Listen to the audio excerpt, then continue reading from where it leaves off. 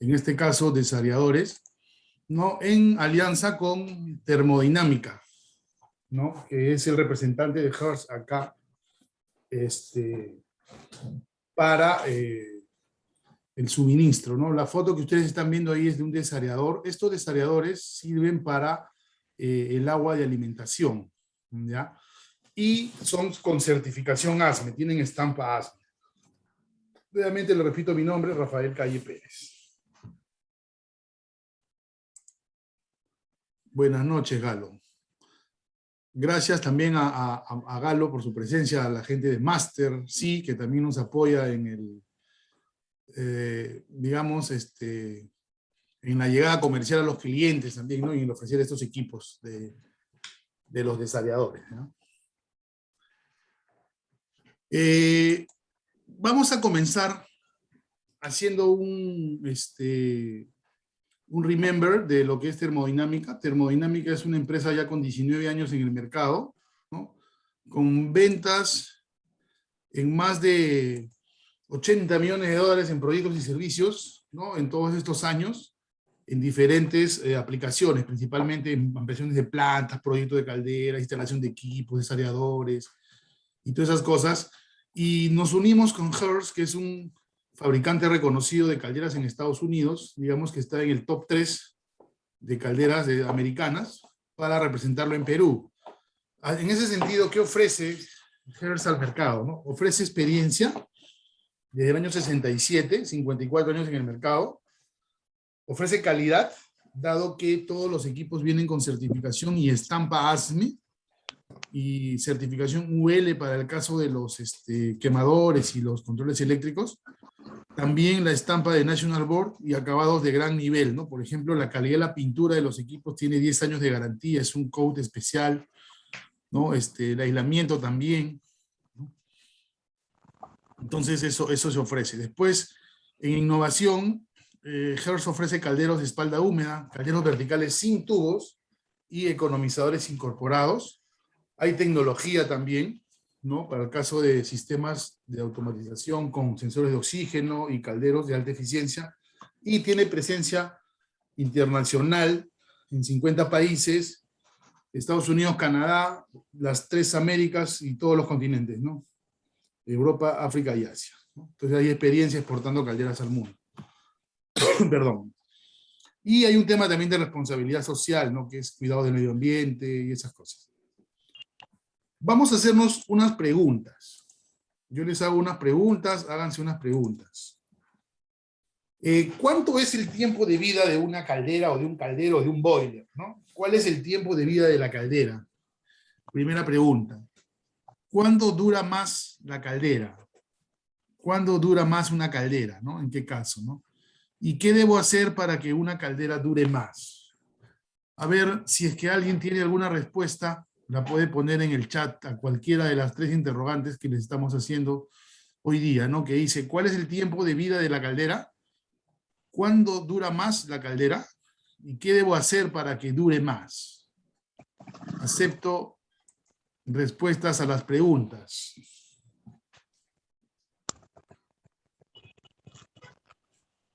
Los experimentados también pueden opinar.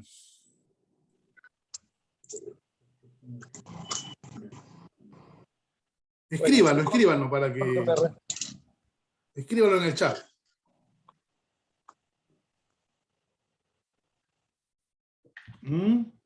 A ver, vamos a ver, tenemos idea, noción. 50 años, nos dice Fabián Zapata, tener buenas operaciones. ¿Qué dicen? Las calderas de 50 años ya hay que pintarlas de dorado, ¿no?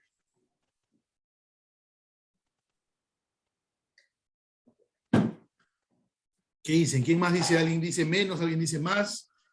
Estamos hablando que una caldera de 50 años ahorita debería ser del año 1970 o 71, ¿no? Caldera promoción. 20 años, depende del mantenimiento, nos dice Diego Gil. 20 años, estamos hablando de una caldera del año 2001, ¿correcto? Entonces, todos los que tengan o conozcan calderas que sean de antes del 2001, tienen más de 20 años. Un buen tratamiento de agua alarga la vida útil de la caldera 30 años, nos dice Bernardo Carvajal. ¿Alguien más? Sí, es cierto lo que tú dices, 30 años. Miren que ya estamos entre 50, 20 y 30, ¿no?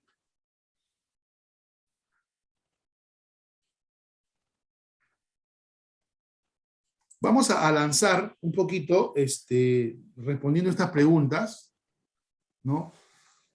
El tiempo de vida de la caldera es relativo, ¿de acuerdo? Eso es cierto, lo que dicen ustedes, pero digamos que el promedio de vida de las calderas podría ser 30 años, ¿no? 30, 35 años, en buenas condiciones de uso y operación. O sea, una caldera, digamos que del año, ahorita,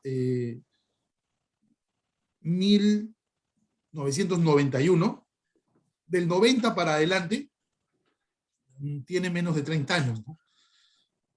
Y del 90 para atrás son calderas que tienen más de 30 años, entonces hay que estar en observación, ¿de acuerdo? Entonces, ¿qué significa esto? Que una caldera que tiene más tiempo, hay que estarla observando más, ¿no? Ya tiene que pasar, como se dice, sus chequeos de rutina, ¿no? Entonces, ¿cuándo dura más la caldera? Ahí viene un poco la respuesta de Bernardo, ¿no? ¿No? Que un buen tratamiento de agua alarga la vida de la caldera, ¿correcto? Eso es cierto, ¿no? ¿Y qué debo hacer para que dure más? Bueno, un buen tratamiento de agua, tener equipos auxiliares adecuados. La caldera debe trabajar de manera continua, ¿no? No debe estar prende y apaga. Por ejemplo, una caldera sobredimensionada no es bueno. Entonces, y en estas preguntas entra a tallar una variable que tiene el agua cuando está a baja temperatura, que es el oxígeno, ¿correcto? El agua tiene oxígeno. ¿Ya? Entonces, el oxígeno, vamos a ver en un rato, tiene una solubilidad en el agua y a medida que el agua se calienta, el oxígeno se libera del agua, sale. Perdón, entonces el oxígeno que sale y encuentra fierro produce el fenómeno más crítico para la caldera que se llama corrosión, ¿correcto? Entonces, la respuesta sería sí, 30 años promedio, ¿no? 50 años ya es bastante, es una caldera que hay que hacerle sus bodas de oro, su fiesta, y dura más la caldera cuando el tratamiento de agua es bueno, ¿no? Y está controlada. ¿Y qué debo hacer para que dure más? Hay que fijarnos en la manera de alimentar el agua, hay que fijarnos en las horas de operación, ¿no? Y en el porcentaje de carga del equipo, ¿correcto? Listo, seguimos avanzando. ¿Qué cosa influye en la eficiencia de una caldera? ¿Ya? ¿Qué influye en la eficiencia de una caldera? Tenemos ahí varios puntos. Definitivamente el quemador, la regulación de la caldera o la salida de gases, cómo están compuestos y la temperatura, la presión de trabajo, ¿no? Presiones muy altas o muy bajas pierden eficiencia, ¿no? El aislamiento, el uso del combustible, dice una pregunta José Díaz, ¿qué tanto influye en la vida útil? Depende. Si la caldera está diseñada originalmente para gas y usa gas, no influye el combustible, no tiene que ver, ¿no? Influiría, por ejemplo, si usas petróleo residual y tienes un petróleo de mala calidad, ¿no? Porque el petróleo sí produce muchos inquemados y produce azufre, el residual sobre todo, ¿no? Entonces por ahí sí te puede afectar más el residual. El gas no te debería afectar en la vida útil de un calcio, ¿ya? Después el aislamiento, el tipo de espalda de la caldera, si es espalda húmeda, espalda seca, y las purgas, y el diseño, que es el número de pasos, el recorrido, el diámetro del flujo, esas cosas. Pero hay dos cosas que yo he resaltado aquí en amarillo y que influyen en la eficiencia de la caldera. Uno que es el agua, la alimentación y la temperatura, el tipo de alimentación, si es modulante on-off, y qué temperatura tiene, lo he puesto en amarillo, y el estado de los tubos, si hay incrustación, hay corrosión, hay hollín. ¿Por qué estos dos los resalto, ¿no? Respecto de todos los demás? Porque estos tienen que ver con el desareador, ¿correcto? el desareador, que es el motivo de la conferencia, al final nos va a ayudar a mejorar la calidad de agua, evitar la corrosión y también a alimentar la temperatura a una mayor temperatura, ¿no? Eso favorece la eficiencia y la formación de vapor en el equipo, ¿correcto? Por eso es que lo puse resaltado en amarillo.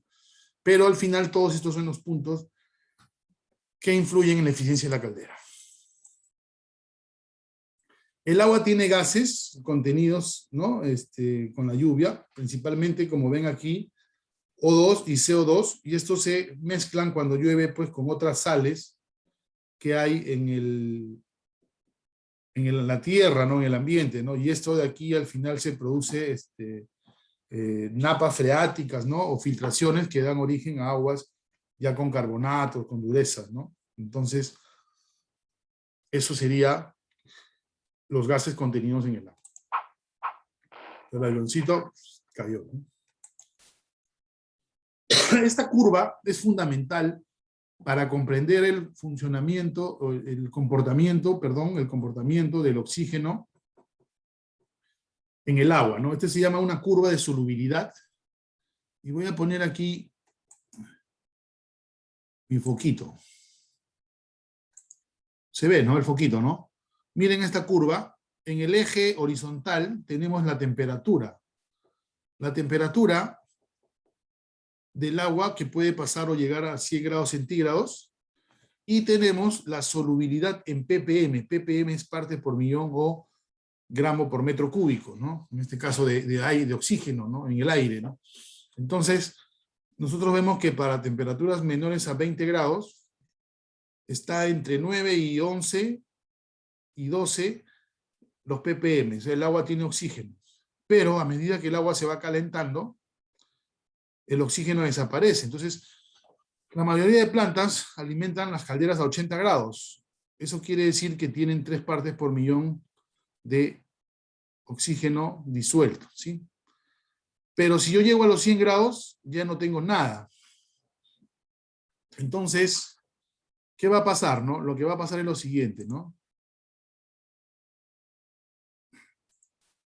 Si esta es mi caldera, ¿no? Y nosotros metemos el agua a 80 grados aquí y la meto al caldero, ¿no? Estos 3 ppm entran al caldero. 3 ppm. Y cuando el agua sigue calentándose, estos 3 ppm se van a esparcir aquí. Y como es oxígeno, se van a ir y se van a pegar al tubo de la caldera. En cambio, si nosotros metemos el agua a 100 grados, esto entra por acá, ¿cuánto va a tener de oxígeno? 0 ppm. Entonces, vamos a evitar ya que exista corrosión en la caldera cuando el agua está a 100 grados centígrados. Entonces, este es el principio de funcionamiento de un desaerador. Calentar el agua de tal forma de eliminar el oxígeno que tenga y que el agua entre sin oxígeno a la caldera, ¿correcto?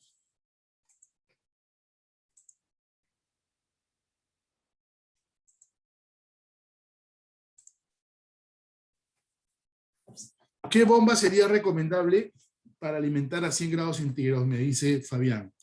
La verdad, la bomba del caldero cualquiera puede llegar hasta los 100 grados, ¿no? El tema es que el sello tiene que resistir alta temperatura, puede ser un sello que resista hasta 120, ¿no?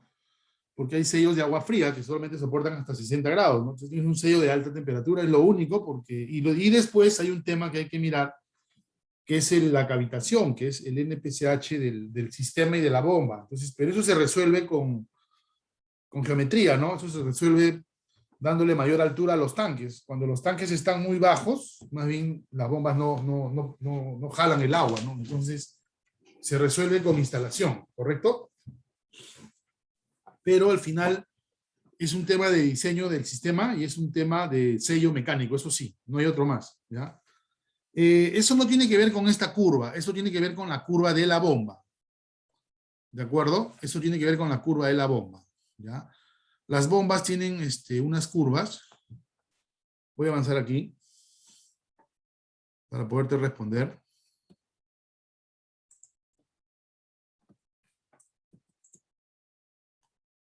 Voy a avanzar aquí para poderte responder, ¿no? Mira.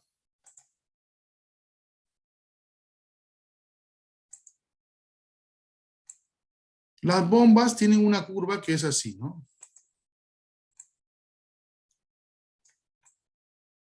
Entonces tú tienes acá la curva de la bomba, que es algo así. No, perdón. ¿No? Esa es la curva de la bomba. Esto sería la presión. Y esto sería el caudal, ¿no?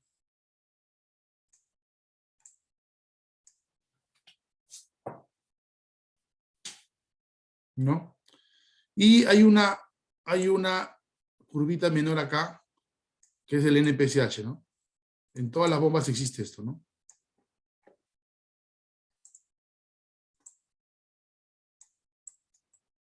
Entonces, esta curva de la bomba sí influye, ¿no? ¿Por qué? Porque cuando nosotros vamos a alimentar a nuestro caldero, ¿no? El tanque de agua tiene la bomba acá, ¿no? Entonces, que el hecho de que esto esté a 100 grados o más de 100, ¿no? Si eso está presurizado, ayuda. Entonces, aquí hay un cálculo que se hace de tal forma que esta bomba, con su curva y su NPCH, no cavite, ¿no? Entonces, esto se maneja con altura aquí, ¿no? Esta altura es importante, ¿no? Y otras consideraciones más, ¿de acuerdo? Entonces, no hay problema, las bombas de caldero pueden trabajar con los desariadores, solamente que hay que saber qué altura darle a los equipos, ¿no? Ok, espero resolver tu duda. Listo. Entonces,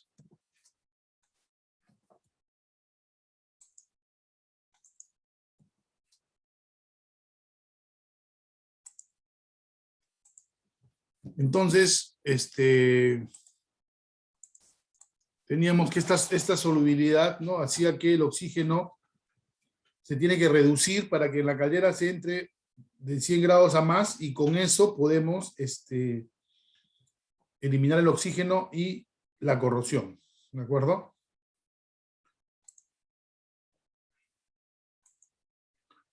La corrosión es la unión de fierro con oxígeno, ¿no? Entonces yo tengo aquí, ¿no? Que el fierro con el agua desprende oxígeno y se produce un óxido ferroso, ¿no? Un hidróxido ferroso, ¿no? Y libera hidrógeno acá, ¿no? Entonces, en una ecuación, en un balance, también esto se puede dar de esta manera, ¿no? Se forma el hidróxido ferroso más oxígeno disuelto, y el oxígeno va a atacar al metal, ¿no? Entonces, si este es el tubo de la caldera, la corrosión comienza a formarse aquí, ¿no? ¿De acuerdo? Y comienza, la corrosión es desgaste de material, ¿no? Se hacen unos puntitos como unas ampollas, y cuando uno revienta las ampollas, ¿no? Dentro de eso, se produce un hueco, ¿no? Si yo tengo una ampolla, la chanco, la golpeo y hay una hendidura ya, ¿sí? Y ese material va saliendo, ¿no? Vamos a ver una foto, ¿ya? Entonces, mientras más temperatura tiene el agua, ¿no? Libera más oxígeno. Entonces, si el agua está a una temperatura, digamos, baja, no libera oxígeno, y el equipo se va a mantener. Pero ya cuando las temperaturas son más altas, ¿no? El oxígeno se va liberando y la corrosión en milímetros por año comienza a aumentar, ¿no? Entonces, si el agua está más caliente, libera más oxígeno, y miren, la corrosión aumenta. En este caso es 4 milímetros por año, ¿no? Para una concentración de 4 ppm, pero si el agua está a 30 o está a 10 grados, no se nota. Pero tengan en cuenta que esta agua, que está fría, en la caldera se calienta, y cuando se calienta es que el agua libera oxígeno. Si no se calienta, el agua no libera oxígeno. Por eso es que los caños de agua fría no encalichan, en cambio el agua caliente sí encalicha, porque al incrementar su temperatura a cada 50, ya yo tengo que la corrosión se libera y se agarra con el fierro, ¿correcto? Así es, Diego, más conocido como pitting. El pitting es las ampollas que se producen en los tubos y que comienzan a generar puntitos de corrosión. Entonces ustedes golpean y al final el tubo va quedando como una galleta de soda, ¿no? Con huequitos, ¿no? ¿De acuerdo? Y acá tenemos algunos tubos. Miren, este está ligeramente, el de la superior izquierda, está ligeramente ya con corrosión, está comenzando. Este sí ya está mucho más corroído y este de acá inclusive ya se hizo hueco, ¿no? Este también tiene hueco, ¿no? Entonces la corrosión se lleva al material, ¿no? Y va desapareciendo los tubos, ¿correcto? ¿Por qué eliminar gases como el oxígeno y el dióxido? ¿Por qué? Porque son los principales componentes de formación de corrosión, como ya hemos hablado, y siempre están metidos en el agua de alimentación de la caldera, ¿no? Hay otros gases como el CO2 que también forman ácido carbónico, y el contenido de estos gases reduce la vida útil de las calderas, las tuberías del sistema. Entonces, el oxígeno es un enemigo de los calderos, ¿de acuerdo? Es el enemigo, es el que hay que atacar, no eliminar, ¿ya? La incrustación se evita, ¿no? Yo le quito la dureza al agua y evito la corrosión, ¿no? La incrustación, perdón, la corrosión, ¿no? Se tiene que eliminar, ¿no? La corrosión, digamos, tarde o temprano igual todo se va a corroer, ¿no? En el tiempo, pero tenemos que hacer que ese proceso sea lo más largo posible. ¿Ya? Okay. Entonces, ¿qué hace un desaerador? Elimina el oxígeno porque produce pitting, corrosión en el caldero. Y el oxígeno puede ser eliminado por medios químicos también, como que es el método tradicional, ¿no? Todo el mundo usa productos químicos en la caldera, los famosos sulfitos o los polímeros para corrosión, pero eso significa un costo. Hay purgas asociadas a ese evento y los productos químicos también a la larga producen ensuciamiento de las bombas, de los visores, de los sellos mecánicos, de los tubos, ¿sí? Entonces, el desaerador es un equipo que nos debe garantizar la eliminación de residuales de oxígeno, ¿correcto? Eso es lo que debe hacer un desaerador. La desaeración química, ¿no? Se hace dentro de la caldera, esa es otra. Hay unos que lo hacen fuera de la caldera, entonces el tanque se convierte siempre en un elemento de sacrificio, porque si yo caliento antes de entrar a la caldera, entonces el tanque se va, digamos, a picar primero, ¿no? Entonces, hay unos que dicen que el producto químico tampoco se debe usar a menos de 80 grados porque no reacciona. Entonces, el sulfito de sodio se usa para eliminar el oxígeno, pero aumenta los sólidos en la caldera. Se aumenta la frecuencia de purgas, se compra aditivos químicos de costos elevados y no eliminan el CO2. Ese es el otro punto a tener en cuenta, ¿ya? Entonces, el desaerador puede ser atmosférico o puede ser presurizado, ¿no? Yo puedo tener, bueno, debo remover el oxígeno y el CO2, debo calentar el agua para que esto sea presurizado por encima de los 100 grados. Si trabajo a 5 psi, debo llegar a 108 grados, y si trabajo a 10 psi, debo llegar a 115 grados centígrados. Y yo debo reducir a 0.007 partes por millón o 7 partes por billón, ppb, la cantidad de oxígeno en el aire, ¿no? El oxígeno disuelto, ¿no? Es 0.07 partes por millón, teniendo en cuenta que la densidad del aire es 1 kilo por metro cúbico, ¿no? La densidad del agua es 1000 kilos por metro cúbico. Entonces estamos hablando de 1000 veces más, ¿no? Entonces, un ppm equivale a 1 gramo por metro cúbico o a 1 gramo por litro, ¿ya? Esto es lo que se garantiza de fábrica con el uso de los desaeradores. El agua de alimentación que va al caldero de donde jala la bomba que ustedes preguntaban hace un rato, ¿no? Se compone de dos tipo de agua. Tenemos el retorno de condensado, que es el agua que se recupera de la planta por condensación de los procesos. Este porcentaje hay que tratar de conocerlo siempre, ¿no? Por ejemplo, si yo tengo un 50% de retorno de condensado, esto es ligeramente bajo. Entonces, si yo tengo 50% de condensado, voy a tener 50% de agua de alimentación, ¿no? ¿De acuerdo? O sea, yo tengo un mitad-mitad, ¿no? Entonces, esto me obliga a que yo use un desareador. Realmente los desareadores se pueden usar para cualquier potencia de caldero. No hay ningún problema. ¿De acuerdo? Se justifican más en calderas que tienen poco retorno, ¿no? ¿Por qué? Porque el agua nueva es el agua que tiene oxígeno. El agua del condensado viene casi sin oxígeno y absorbe oxígeno en el tiempo, pero esa velocidad de absorción de oxígeno no es tan rápida, ¿ya? Entonces, es importante conocer este porcentaje. Yo diría que hasta en un 80%, que puede ser un buen valor, ¿no? Dependiendo del tamaño de la caldera, miren, 80%, ¿esto cuánto sería? Sería 20%. Entonces, si yo tengo una caldera de 800 caballos, ¿no? Que me está produciendo en promedio 12 toneladas de vapor, 12.000 kilos, 12 toneladas, 12.000 kilos, ¿no? Significa que esto sería 2.4 metros cúbicos de líquido de agua por hora, ¿no? ¿Por qué? Porque sería 12 toneladas, son 12 metros cúbicos, y el 20% de eso es 2.4, ¿no? Entonces, este sería el agua que yo voy a reponer, ¿de acuerdo? Entonces, mi desareador me debe ayudar a eso, ¿ya? Esa es la importancia del agua de alimentación.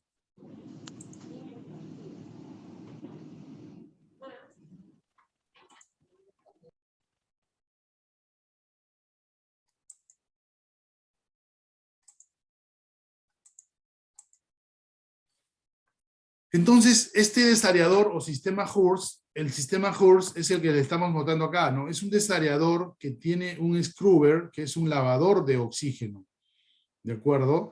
Entonces, el principio de funcionamiento es inyectar agua a presión, estamos hablando de 25 psi, ¿no? Mínimo, ¿no? Entre 25 y 35. El agua entra a presión y estos, digamos, inyectores o aspersores pulverizan el agua dentro de esta bandeja.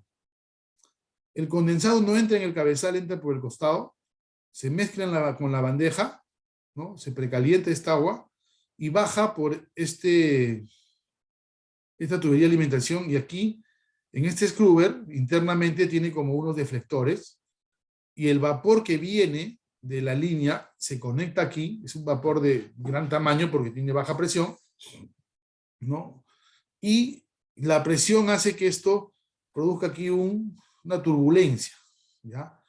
Esa turbulencia va a hacer que las gotitas de oxígeno, que son menos densas que el agua, se vayan hacia la parte superior, comienzan a viajar y salen por este tubo y se van a ir hacia el ambiente, ¿sí? Entonces, la capacidad de vapor de entrada al desareador tiene un diámetro de tal forma que este vapor que entra sea capaz de calentar el tanque y de desaerear a la vez, ¿no? Y con esta presión de acá, que puede ser los 10 psi que les digo, ¿no? Aquí si yo pongo un manómetro, disculpen, ¿no? Si yo pongo un manómetro acá, ¿no? Un Winter, ¿no? No chocolate, ¿eh? Entonces aquí yo debo tener mis 10 psi, ¿no?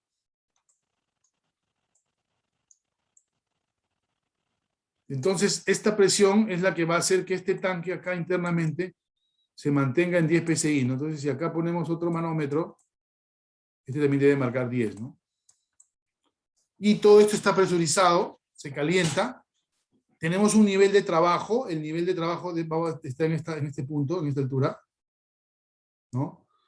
Y si el nivel sube por alguna razón, tenemos una trampa que va a rebosar el agua, ¿no? Overflow es rebose, ¿no?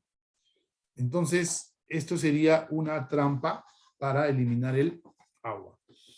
¿Ya?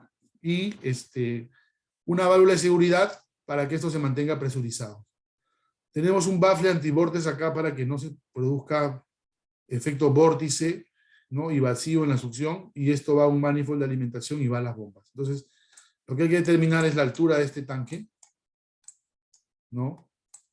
Para que las bombas trabajen sin problemas, ¿no? ¿Correcto? Entonces, de esa manera trabaja un desalador Hurst.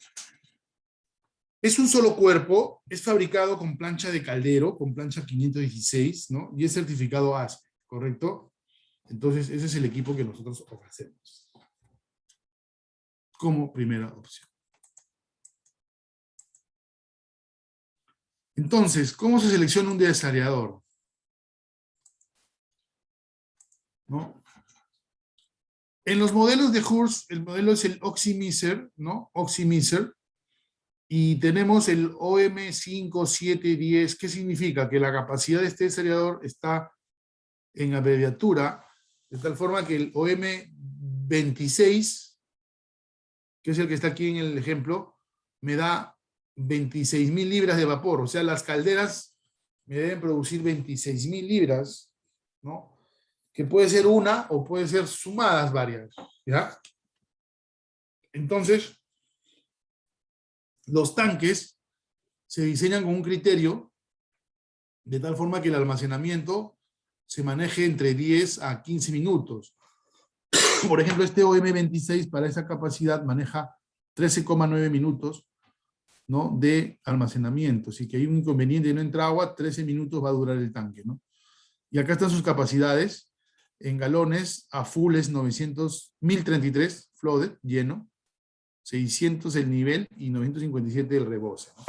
Entonces, ¿cómo seleccionamos esto? Por ejemplo, la caldera es una caldera de 700 por 34.5, que es el BHP, me da 24.150 libras. El inmediato superior es el 26, que me da 26.000 libras. ¿Ya? Entonces, así voy a seleccionar yo el desariador. Y buscamos, y esto implica un tanque que de diámetro de 48 pulgadas, estamos hablando que eso es 1,20 m, ¿no? Y de largo tiene 120 pulgadas, que eso es 2 metros, no, es 3 metros, ¿no? Sí, 3 metros de largo, ¿no? Entonces esas serían las medidas, 1,20 por 3 metros, ¿no? La medida de nuestro desariador, ¿no? ¿De acuerdo? ¿Alguna consulta ahí?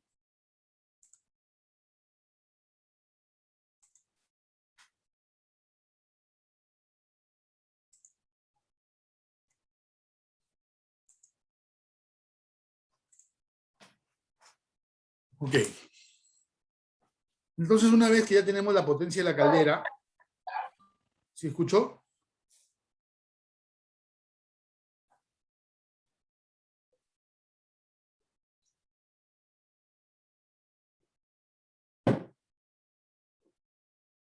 Una vez que ya tenemos la potencia de la caldera, vemos sus características. La entrada de vapor, por ejemplo, es 6 pulgadas, ¿no? El rebose también es no, perdón. La entrada de agua es 6, el drenaje es 2, el overflow es 2, el condensado es 3, la entrada de agua también tiene 1,5, y así, ¿no? Tiene diferentes características, ¿ya? Y automáticamente arrojamos un plano, de tal forma que ustedes tienen las medidas, ¿no? Tanto de ancho, altura, largo, y la altura del stand-up, que es las patas, ¿no?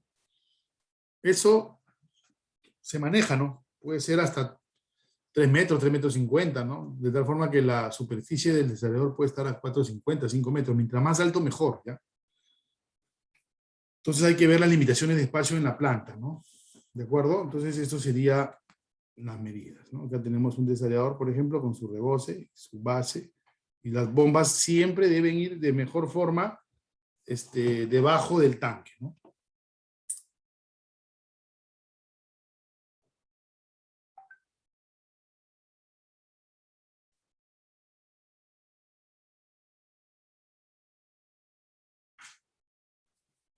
Ok. Entonces aquí tenemos su planito, ¿no? 16 pulgadas de cabezal, 48 pulgadas de diámetro de tanque y un metro, 120 pulgadas de largo, ¿no? Que eso es casi como 3 metros, ¿no? Y acá tenemos, miren, la entrada, todo esto viene especificado de tal forma que se pueda prever la instalación en sitio, ¿no? Nosotros también nos podemos encargar de la instalación o asesorar al cliente para que lo haga sin problemas, ¿no? Entonces, lo que sí hay que definir, y lo vamos a ver en un rato, es el nivel de automatización que yo quiero tener o el tipo de control de nivel de agua que quiero tener. Lo que sí debo tener son mi entrada de hombre acá para limpieza, el manway, ¿no? De 12 por 16 y algunas coplas, ¿no? Para las purgas, ¿no? ¿Qué es el certificado de estampa ASME, o más conocido como el Data Report? ¿Ya? Por ejemplo, aquí nos dice que este es un desareador, ¿no? Porque acá está, ¿no? Horizontal Tank. Y nos dice aquí que es para una caldera de 30.000 pph, o sea, es el modelo OM30, OM de Oximizer OM30, ¿no? Y está, pues, este es del año 2018, nos da su número de plano, nos da su número de job, o sea, su número de serie, de areador, ¿no? Y este está hecho bajo el código ASME del año 2015. El espesor del tanque es 516 y la plancha es 516. Entonces, ¿qué es un data report? Tanto para desarrolladores como para calderos, ¿no? Es, digamos, la partida de nacimiento donde se ponen todos los datos de los tubos, de los materiales, de los espesores, de los diámetros, de las especificaciones, las coplas y todas esas cosas, de tal forma que yo lo tengo como una partida de nacimiento. El día que tenga que hacer un cambio, yo tengo ahí la información, ¿de acuerdo? Entonces, por ejemplo, en un caldero, la eficiencia de soldaduras es 100%, acá es 70%. ¿Qué significa? Que el 70% de los cordones han sido aplicados rayos X, ¿no? Pero es bastante, ¿no? Es un buen muestreo. En cambio, en calderos es 100%, ¿no? Entonces, el sistema Oximizer de Hertz disminuye la necesidad de productos químicos secuestrantes de oxígeno, quita el dióxido de carbono, así como el oxígeno, aumenta la temperatura del agua de alimentación de las calderas, genera más vapor, elimina el choque térmico en las calderas, que esto también a la larga produce fisuras en las placas, fisuras en los tubos, principalmente en la parte posterior, en el segundo paso, ¿no? Entonces aquí tenemos pues nuestra ecuación y nuestra figurita, donde de alguna u otra forma nosotros vamos a prevenir y vamos a ahorrar dinero también, ¿ya? Porque un cambio de tubos en una caldera, dependiendo de la cantidad, en un segundo paso, y dependiendo de la potencia, por ejemplo en uno de 300 bhp, estamos hablando de entre 15 y 20.000 dólares por cambiar tubos, ¿no? Entonces eso es dinero, ¿ya? Ya digamos que el desareador se convierte en un seguro para la caldera, ¿ya?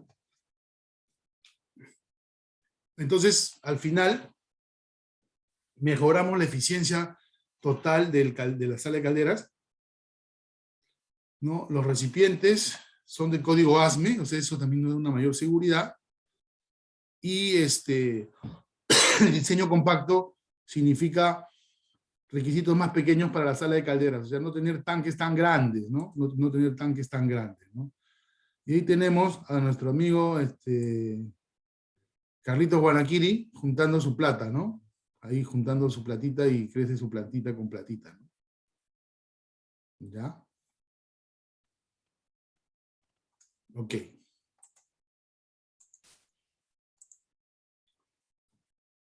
Acá hay un detalle importante, ¿ya? Muchos sistemas de desareadores de otras marcas utilizan, aparte del desareador arriba, en el tipo de cabezal que usan, golpetea, ¿no?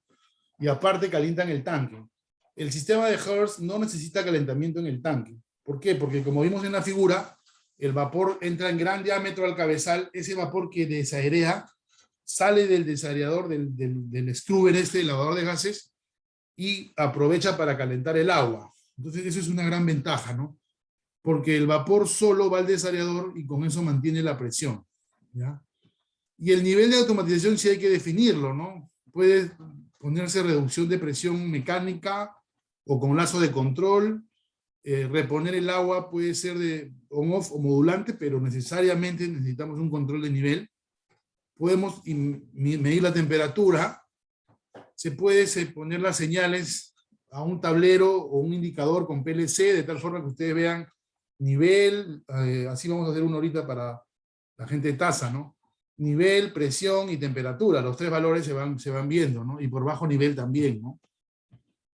Entonces, hay mucha gente que no le gusta que el tanque se quede sin agua y que tenga una alarma para que la caldera no pare y te avise antes de, ¿no? Entonces, eso es un detalle de seguridad importante, ¿no? Y fabricamos desariadores hasta 200.000 libras hora, y si es más grande, se puede consultar a fábricas, ¿no? Pero estamos hablando que 200.000 libras hora equivale aproximadamente, a ver, un ratito, 200.000 entre 34.5, a ver, un aplicado, 5.800 bhp, ¿no? O sea que hasta una pesquera, ¿no? La vez pasada cotizamos uno de 7.000, ¿no? Que era para una planta que tenía más digamos, más calderos, ¿no? Entonces, y el diseño compacto reduce la autonomía de 10 a 15 minutos, ¿no? Termodinámica realiza la ingeniería de todos estos sistemas en función de la necesidad, ¿no? O sea, nosotros podemos traer los equipos y aquí brindarles el grado de automatización que ustedes necesiten, que ustedes quieran, ¿correcto? Entonces, en lo que es válvulas reductoras de presión, yo podía usarlo, les dije, una mecánica, ¿no? Que es la reductora de presión convencional. Hay que mirar nomás el salto de presión, porque el hecho de bajar a veces, estas reductoras trabajan con relaciones de reducción de 10 a 1, ¿no? Entonces, hay algunos que prefieren ponerle doble salto de regulación en serie, ¿no? Bajo, por ejemplo, a 30 y de 30 bajo a 10, ¿no? Y no me bajo desde los 120 hasta los 10, ¿no? Que es mucho salto. ¿Ya? Entonces esta sería la válvula reductora de presión operada por piloto, ¿no? Para un diseño consideramos un 10% del consumo de la caldera del vapor, que eso, digamos, con factor de seguridad, ¿no? Y también, otra manera es poner un lazo de presión con una válvula de control neumática, de tal forma que mantengo la presión constante, pero con una válvula de control. Ya no uso la mecánica, usamos una modulante. ¿Correcto? Yo les sugiero que ya apuntemos a esto, ¿no? A esto siempre, ¿no? Esta manera de controlar la presión es mucho más variable. Yo puedo variar los valores muy fácil simplemente moviendo el controlador, ¿no? Aquí tengo que subirme y tengo que aflojar la contratuerca y ajustar o aflojar la tuerca que está en la parte superior, ¿ya? En cambio, acá está su transmisor, su controlador, y aquí nosotros movemos las flechitas para arriba o para abajo y movemos la presión, ¿ya? El control de nivel, sí hay alternativas, ¿no? Podemos poner los McDonald's de las calderas, ¿no? El tema es que el McDonald's me va a dar niveles muy cortos, entonces yo podría usar esto para alimentar la entrada y tendría que poner otro para un nivel menor, o puedo mixearlo poniendo un electrodo con relé, ¿de acuerdo? Puedo usar los electrodos con relé, puedo usar los controles magnéticos. Aquí, por ejemplo, tenemos estas boyas que tienen 3 niveles, entonces puedo tener el bajo, el medio y el alto, ¿no? ¿Ya? Y si quiero usar válvulas modulantes como las anteriores, como estas, ¿no? Yo puedo reponer el agua, pero necesito un transmisor de presión diferencial, ¿no? Que ya no me trabajaría en on-off, sino me trabajaría el agua en modulante. Y todo esto se puede enlazar a una pantalla Touch View, ¿no? De 7 o de 9 pulgadas, ¿no? Y ahí podemos visualizar, entrar y ver los parámetros, ¿no? Un histórico de temperaturas, cómo se ha ido comportando. ¿De acuerdo? Entonces, no sé si hasta acá tienen alguna inquietud.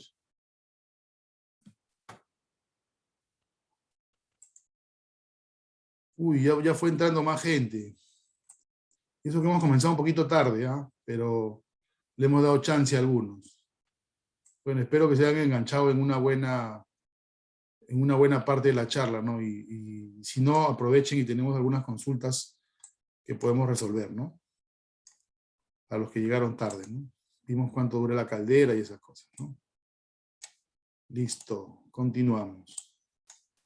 Ya estamos por terminar.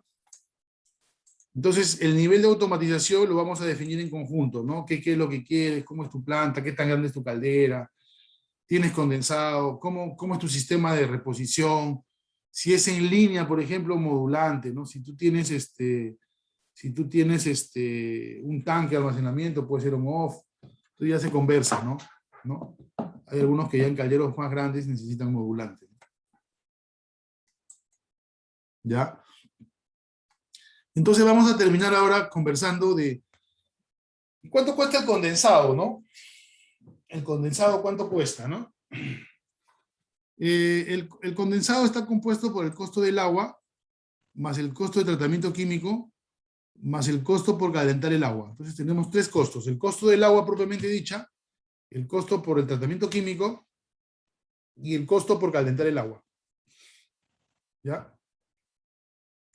Entonces, el costo del agua, hay que ver, ¿no? Si es de Sedapal o si es de pozo propio, ¿no? Ahora ha subido el dólar, pero esto yo lo tenía cuando estábamos en 3.60, ¿no? El metro cúbico estaba más o menos, con todo IGB, 6 soles, ¿no? 7 soles casi, ¿no? Pero hay un promedio, ¿no? Sedapal, pozo propio. Los que tienen pozo propio pagan desagüe, por eso pagan $1, ¿no? Como derecho, ¿no? Entonces yo tengo $2, $1. El costo de tratamiento químico promedio está entre $1 a $1.50 por metro cúbico, ¿de acuerdo?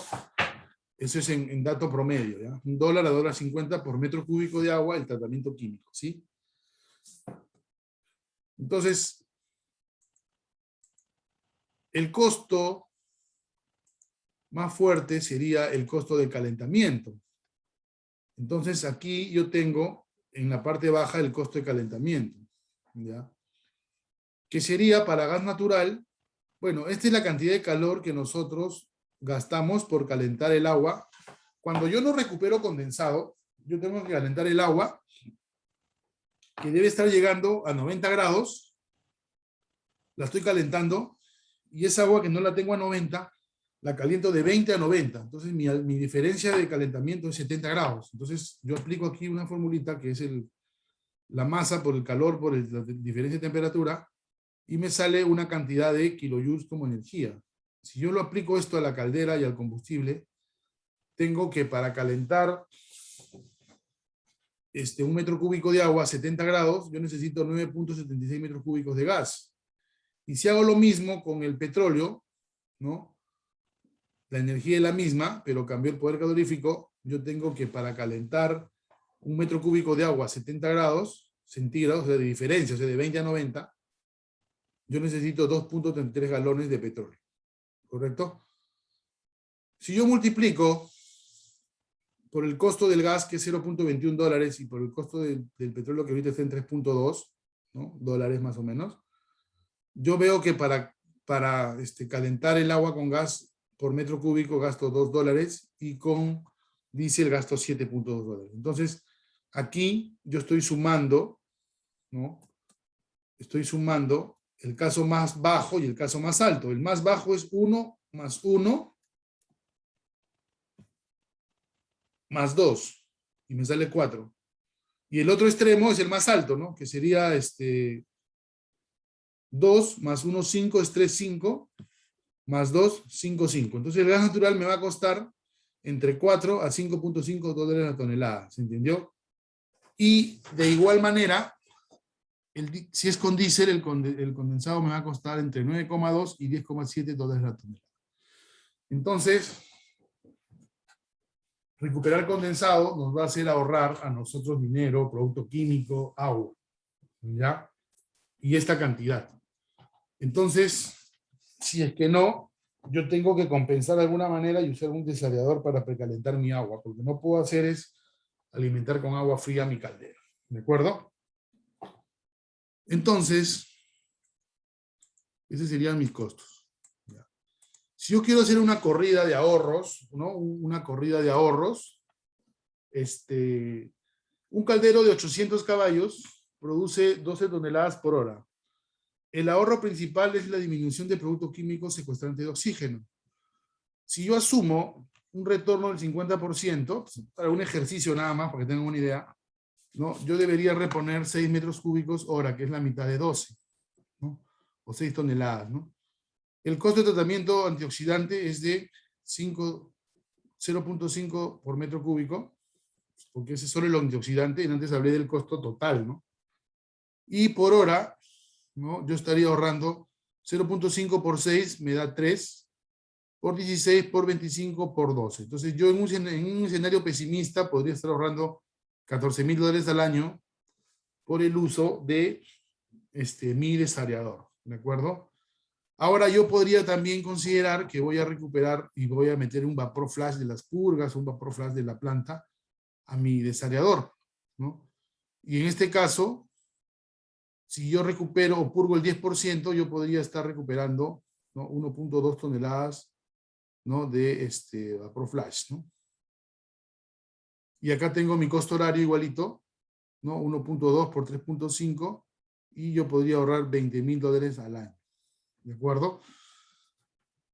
Entonces hay algo importante, ¿no? Yo puedo precalentar el agua también con las purgas, con el líquido, no solamente con el vapor flash. Entonces, de una manera directa o indirecta, yo puedo aprovechar ese flash y meterlo a mi desariador como energía. Y eso me va a producir un segundo ahorro. A eso se refiere el punto 2. Pero también hay ahorros que ya van a depender del uso, digamos, de la calidad, ¿no? Que es ahorros por mantenimiento y sobre todo protección de la caldera, ¿no? Dependiendo del valor, yo podría ahorrarme de 3,000 a 5,000 dólares anuales de mantenimiento por el uso de un desariador. ¿Por qué? Porque voy a hacer menos, digamos, cambio de tubos en el tiempo, ¿no? Voy a dañar menos mi caldero. Y lo más importante, estamos protegiendo la inversión de la corrosión. ¿Ya? Porque eso con el tiempo nos genera problemas, nos genera paradas. ¿Listo? Entonces les decía hace un rato y repito la palabra, es como un seguro, ¿no? O sea, mi desariador es un seguro para mi planta. ¿Correcto? Entonces, eso es lo más importante. Hay un dato adicional que se habla del factor de corrección, ¿no? Una caldera, por ejemplo, puede perder de 4 a 10% de capacidad cuando el agua entra fría. Mientras más fría, menos capacidad. Por ejemplo, si yo bajo a 60 grados el agua de alimentación en una caldera de 800, esa caldera me podría estar dando 720, 740 bhp. Yo pierdo capacidad por alimentar con el agua fría. Entonces el hecho de usar un desariador me va a hacer que la caldera produzca casi el 100% de vapor que dice su placa. ¿De acuerdo? Entonces, eso era lo que yo quería hoy día compartirles. No sé si tienen alguna pregunta, me gustaría, para poderla resolver. Quedo a su disposición.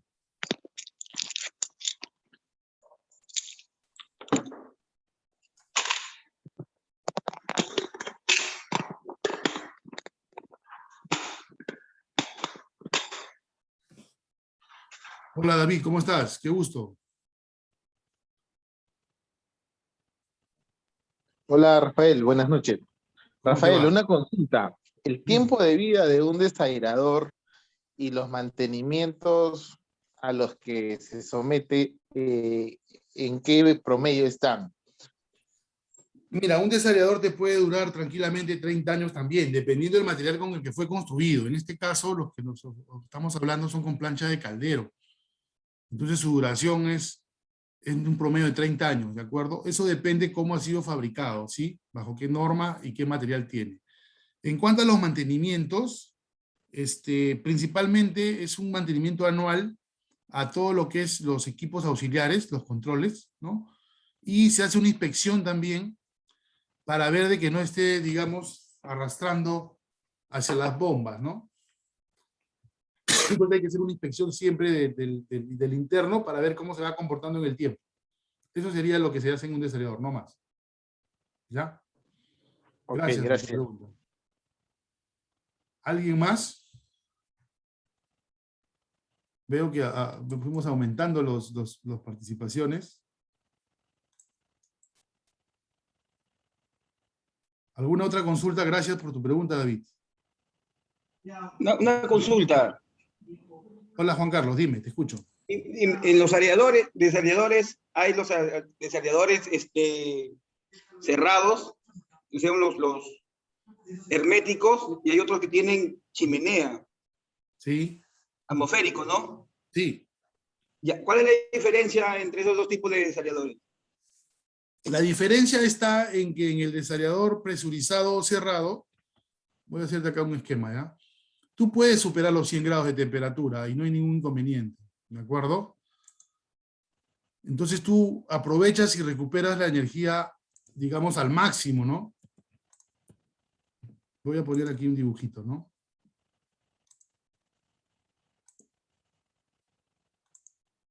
A ver. Te decía que en un desariador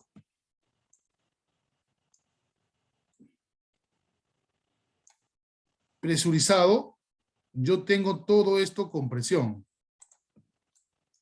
¿De acuerdo? El agua está acá y se comporta como una caldera pequeña, ¿no? Esto está con presión. Entonces todo esto está con presión. Si yo pongo aquí un manómetro y les dije que esto está trabajando como el nuestro a 10 psi, ¿correcto? Entonces, si se sube la presión, tiene una válvula de seguridad acá, ¿no? Y aparte tiene una trampa que era para el rebose, que hablamos del overflow, ¿correcto? Entonces, si el nivel sube, se va por la trampa y sale. Si es que no, el vapor que está aquí, a baja presión, sella la trampa. Entonces, aquí, como tú tienes más de la presión atmosférica, tú podrías tener esta agua hasta 108 grados, que es lo que hablamos hace un rato, ¿no? Y eso hace que garantices la eliminación total del oxígeno. En un desaerador atmosférico que tiene una chimenea acá, ¿de acuerdo? El hecho de estar atmosférico, disculpen la mano ya, ¿no? El hecho de estar atmosférico hace de que tú no puedas superar los 100 grados. Y si tú estás lejos del nivel del mar, por ejemplo, estás en Huachipa, qué sé yo, esta temperatura podría estar llegando a 97 grados nomás. Entonces, no garantizas la eliminación de oxígeno, pero sí llegas, digamos, a valores casi de eliminación total, ¿no? Entonces, este está botando y todo el vapor flash lo ventea, ¿no? Pierdes vapor por ahí, ¿no? Y acá está su cabezal, ¿no? Entonces, esta es la diferencia entre un atmosférico y un presurizado. ¿Sí se entendió? Entonces, acá, mira, superas la temperatura, acá no. ¿Ya? Ok, a ver. Gracias, Juan Carlos. Carlos Ok. Guanaquiri. Sí, te entendí, sí entendí. Ok, perfecto. Diego Gil, ¿cómo es el mantenimiento adecuado del desaliador? Bueno, la pregunta que me hizo David es la misma a la tuya. Ya les dije, los controles anuales y hay que hacer una inspección, ¿no? Sacar la entrada del registro y ver cómo está el comportamiento para que no se esté formando pues agua, arrastrando sólidos y esas cosas, ¿no? Me dice Carlos Ganakiri que le explique un poco sobre el vapor flash. Ok. El vapor flash es un vapor que se forma. Vamos a poner un ejemplo simple que es la purga de la caldera, ¿correcto? En una caldera nosotros tenemos agua y vapor. El agua está a 170 grados. ¿Por qué? Porque el caldero está trabajando a 120, 115 psi. Entonces, cuando yo abro aquí una purga, en teoría, ¿qué debe salir? Agua. Pero si yo abro esta valvulita, voy a hacerlo como si fuera un tubo, y comienza a salir agua por acá, ¿no? Cuando el agua llega aquí, el agua solamente puede estar a 100 grados. ¿Correcto? Entonces hay una diferencia de energías. Esa diferencia de energías hace que parte del agua salga como agua y parte del agua, porque tiene demasiada energía, tiene 170, se convierta en vapor. Por eso es que cuando tú purgas, botas vapor flash. Y esto aproximadamente puede estar entre un 7% a un 10% de la cantidad que tú purgas. Ese es el vapor flash. ¿De acuerdo? Y tiene su fórmula, ¿no? Dividimos esta energía, restamos esa energía menos esta y la dividimos entre la energía y el vapor, ¿no? Tiene una fórmula. Y con eso calculamos y me sale 7 a 10%. Pero ese es el vapor flash. Es cuando botas condensado de alta presión a menos presión. Siempre se va a formar una nube de vapor que es el vapor flash. Y eso se puede separar en un tanque inclusive, que es un tanque flash. ¿Correcto? ¿Otra consulta?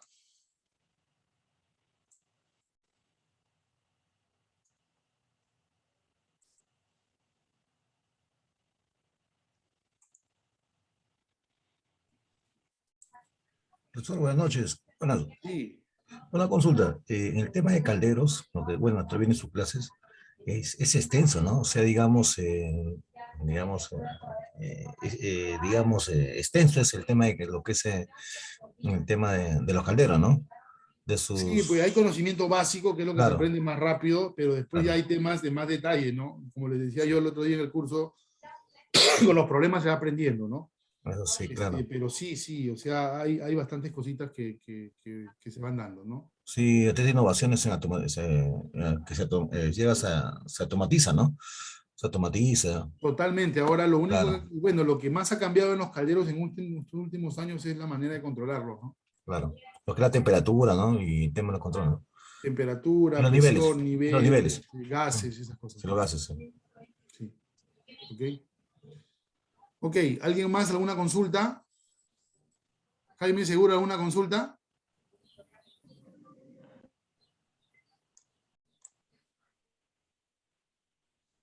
Listo. Entonces yo les agradezco su participación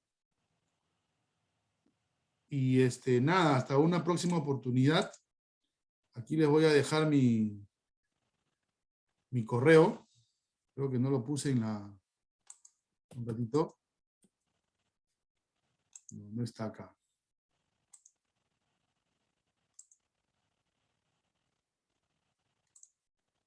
Aquí tienen mi correo.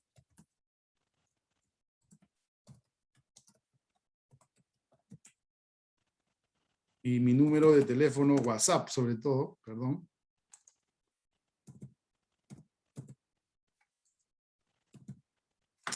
Un ratito. Como decía, es solo para maltratos, para contratos. ¿Ya? En la pantalla porque se está grabando.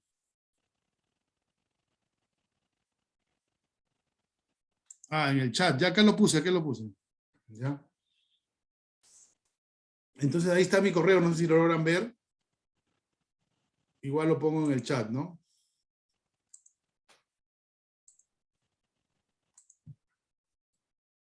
Cualquier cosita estamos a su disposición. ¿Ya? Tú también, Walter, ¿ya?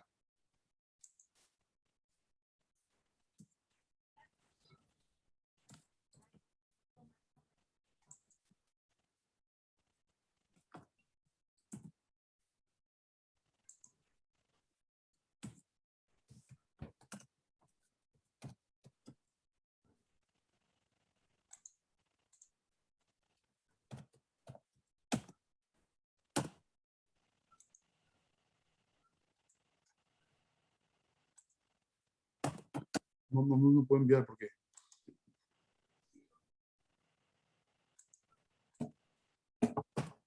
Ahí está. Y mi celular. Listo, jóvenes. Si no tienen otra consulta, entonces yo les agradezco su participación y hasta la próxima. Ya, profesor.